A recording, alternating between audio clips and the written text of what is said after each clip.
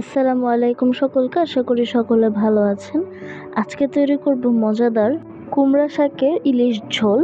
তো এটা বানানোর জন্য সর্বপ্রথমে আমি ইলিশ মাছ ভালো করে পরিষ্কার করে ধুয়ে নিয়েছি। এবার এখানে আমি দিয়ে দিব লবণ, হলুদ গুঁড়া, মরিচের গুঁড়া। এবার এগুলোকে মাছের সাথে ভালোভাবে মিক্স করে নিতে হবে। এখানে আমি একটা কড়াইয়ে পরিমাণ মতো সাদা তেল দিয়ে দিব।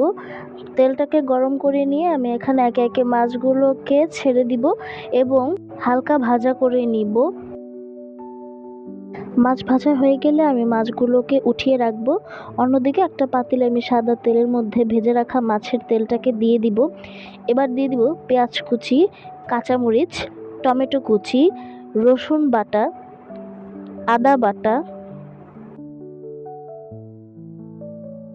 হলুদ গুঁড়া, ধনিয়ার গুঁড়া, মরিচের গুঁড়া।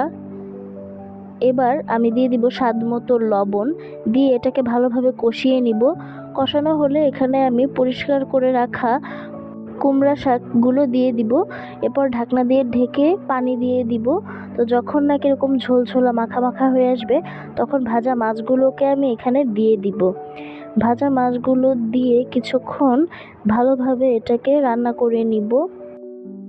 তৈরি হয়ে গেল মজাদার কুমড়া শাকের ইলিশ ঝোল। গরম ভাতের সাথে খেলে একদম পারফেক্ট লাগবে। আজকের ভিডিওটি যাদের ভালো লেগেছে তারা অবশ্যই লাইক, শেয়ার, কমেন্ট এবং সাবস্ক্রাইব করতে ভুলবেন না।